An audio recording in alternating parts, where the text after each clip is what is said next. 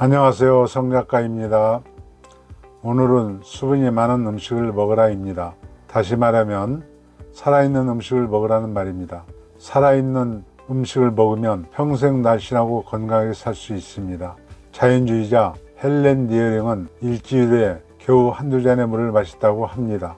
매일 신선한 야채와 과일을 충분히 먹기 때문에 물을 마실 필요가 없다고 했습니다. 그녀의 남편 스코트 리어링은 죽기 한 달 전까지 장작을 패는 일을 했습니다. 그는 100살 가까운 나이에 병원이 아닌 자신의 시골집에서 조용하고 평화로운 죽음을 맞이했습니다.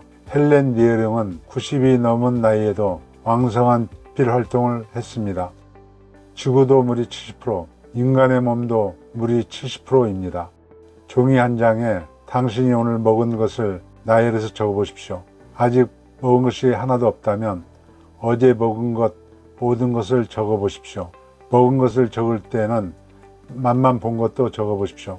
즉 당신이 친구가 사온 케이크를 한 입 살짝 먹어보았다면 그것까지 세세하게 적어보세요.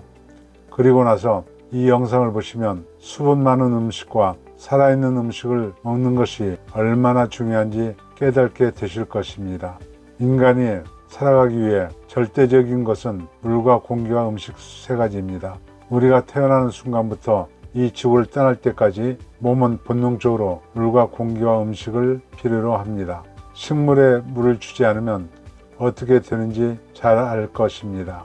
식물이 물이 없으면 시들어서 죽는 것 같이 우리의 몸도 물을 주지 않으면 똑같은 현상이 벌어집니다.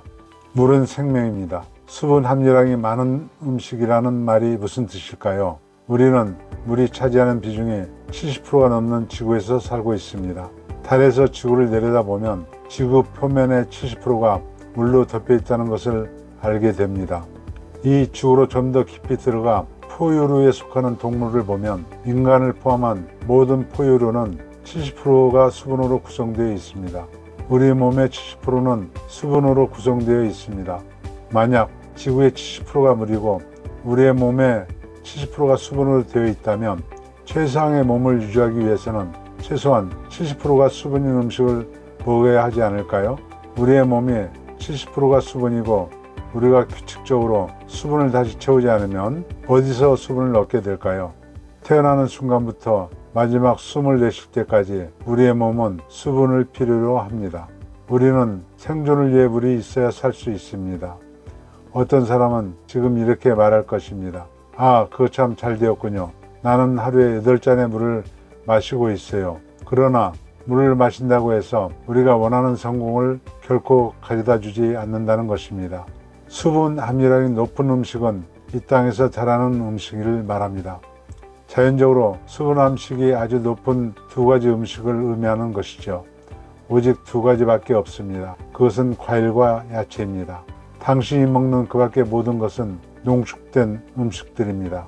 농축되었다는 말은 가공 처리나 요리를 통해 물이 제거되었다는 것을 의미합니다. 체중 감소를 위해서 과일과 채소만을 먹어야 한다고 말하는 것은 아닙니다. 내가 얘기하고자 하는 것은 우리 몸의 70%가 수분으로 이루어져 있기 때문에 우리는 70%가 수분으로 포함된 음식을 먹어야 한다는 것입니다.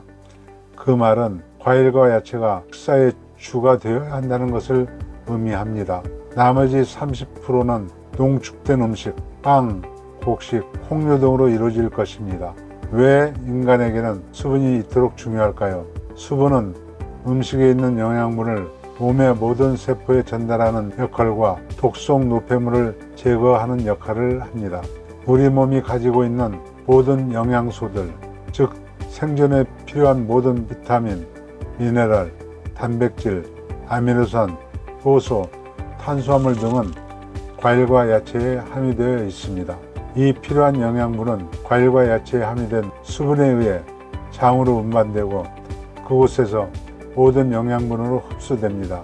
수분 함유량이 높은 음식을 먹는다는 말은 몸이 필요로 하는 모든 것이 들어있는 음식을 먹는다는 것을 의미합니다.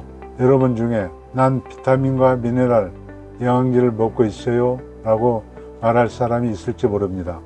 그러나 여기서 말하는 비타민과 미네랄은 약국이 아니라 과수원과 밭에서 가져온 것을 말하는 것입니다.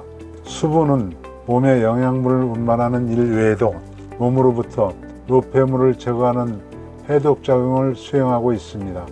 몸무게를 줄이는 데 있어서 정화나 해독은 가장 중요하고 가장 먼저 선행되어야 합니다. 우리 몸에 있는 것은 그것이 무엇이든지 깨끗하게 세척해야 합니다. 당신은 오늘 목욕이나 샤워를 했을 가능성이 높습니다. 그렇지 않다면 어제 했거나 아니면 내일 할 것입니다. 샤워나 목욕을 하지 않고 버틸 수 있는 기간이 그 정도입니다. 왜냐하면 청결해지고 싶기 때문이죠.